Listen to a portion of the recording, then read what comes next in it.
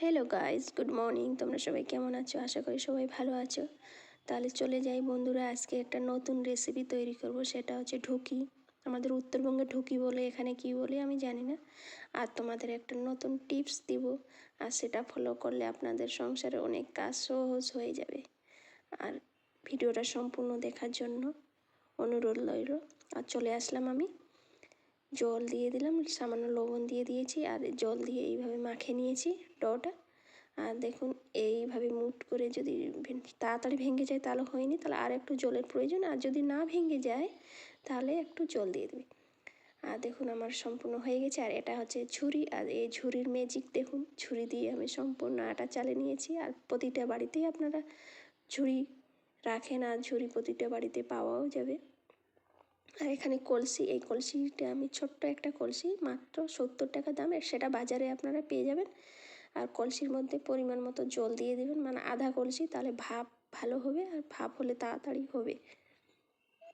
দেখুন আমি এখন ঝুড়ির সাহায্যে আটাটা চালে নেব খুব সহজে, আর খুব সুন্দর হয়ে ঝুরঝুরে হবে। আর আটাটা চালতেই হবে, আটা না চাললে ঢুকি হবে না। আমরা ঢুকি বলি, আপনারা কি বলেন আমাকে কমেন্ট করে প্লিজ জানাবেন। আর ভিডিওটা স্কিপ করে দেখবেন না, ভিডিও থেকে চলেও যাবেন না। একটা নতুন টিপস দিব বন্ধুরা, সেটা আপনারা ফলো করবেন, আপনাদের সংসারের অনেক কাজ সহজ হয়ে যাবে। আর এইভাবে আমি সম্পূর্ণ আটা চালে নিয়েছি। আর এখন আমি ঢুকি চাপিয়ে দেবো গ্যাসের ওপর।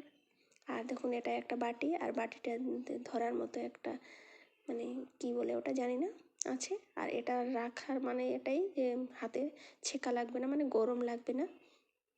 আর আমি এইভাবে এখন ঢুকিটা কাপড়ের মধ্যে নেব। এই কাপড়টা আমি ক্লিন করে নিয়েছি। আপনারা একটা কাপড় নেবেন, শুকনো যেন হয় কাপড়টা আগে থেকে শুকনো করে নেবেন। আর আমি এইভাবে দিয়ে দিচ্ছি। আর সেটাতে আমি খেজুরের গুড় দিব। আর খেজুরের গুড় দিয়ে পিঠাটা খেতে খুব ভালো লাগে, আর আমাদের বাড়ির খেজুর এটা। আর এইভাবে আমি দিয়ে দিচ্ছি, যা যেই রকম পরিমাণ গুড় খাবেন, মানে মিষ্টিটা সেই হিসেবেই দিবেন। আর আমি বেশি করে দিচ্ছি না, কারণ বেশি করে আমাকে বেশি মিষ্টি পছন্দ লাগে না। আর খেজুরের গুড় খুব খুব টেস্টি লাগে। আর যাদের গ্যাস আছে তারা খেজুরের গুড়টা স্কিপ করতে পারেন, আদার্স মানে আখের গুড় দিতে পারেন। খেজুরের গুড় যাদের গ্যাসের সমস্যা, একটু খেলে গ্যাস হয়ে যেতে পারে। আর আমি এই দেখুন কিভাবে দিচ্ছি, কাপড়টা পড়ছে না। আর এইভাবে আমি দিয়ে দিচ্ছি চাপিয়ে। আর আমার এদিকে দেখুন জলটা ফুটে ধোঁয়া বের হচ্ছে। আর এইভাবে চাপিয়ে দিয়ে বাটিটা তুলে নিতে হবে। বাটিটা তুলে নিয়ে কাপড় দিয়ে আটাটা ভালো করে আপনারা ঢাকিয়ে দিবেন, যেন কলসির মধ্যে ঢুকে না যায়। আটাটা ঢুকে গেলে আর হবে না, বলক উঠে জল বের হয়ে আসবে। আর এইভাবে আটকে দিবেন, তাহলে গ্যাসের আগুনটা কাপড়ের মধ্যে লেগে যাবে না। আর তোমরা কে কোথা থেকে দেখছো প্লিজ আমার লাইক করো, কমেন্ট করো, আমার চ্যানেলটা সাবস্ক্রাইব করে দিও বন্ধু। একে অপরকে সাহায্য করলে এগিয়ে যেতে পারবো, নাহলে এগিয়ে যেতে পারবো না। আর প্লিজ প্লিজ আমার চ্যানেলটা সাবস্ক্রাইব করে দিও। আর আপনারা তাড়াতাড়ি চলে আসুন পিঠা খেতে, গরম গরম পিঠা। আর আমি সেটা মন থেকে বলছি, আপনাদের আমি খাওয়াবোই পিঠা। আর দেখুন আমার পিঠাটা হয়ে গেছে। এইভাবে আমি সব পিঠা বানিয়ে নিচ্ছি, বানিয়ে ততক্ষণ আমার সঙ্গে থাকুন। আর দেখুন পিঠাটা কি সুন্দর হয়ে গেছে, আর নরম তুলতেলে আমি 4টাই পিঠা তৈরি করেছি। আমাদের বাড়িতে 4জন মানুষ, 4জনে খাবার, কি নরম সফট হয়েছে পিঠাটা। আর খেজুরের গুড় তো কি টেস্ট।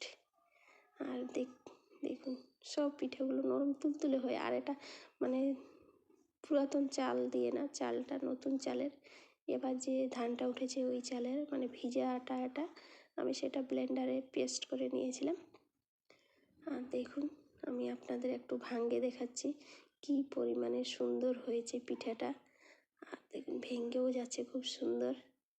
আর দেখুন কি টেস্ট হবে খেতে। আর এটা ছোট্ট একটা পিঠা, খুব টেস্টি লাগে। তাহলে আপনারা চলে আসুন বন্ধুরা, আমরা বসে সবাই মিলে পিঠা খেয়ে নিই।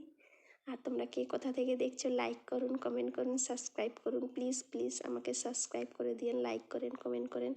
আর আমি আজকে বন্ধুরা তোমাদের একটা নতুন টিপস দেবো, সেটা হচ্ছে কলমের মাধ্যমে সুই। আপনারা যেখানে সেখানে সুই রেখে দেন, তারপরে সুই হারিয়ে যায়, আপনাদের মনে থাকে না।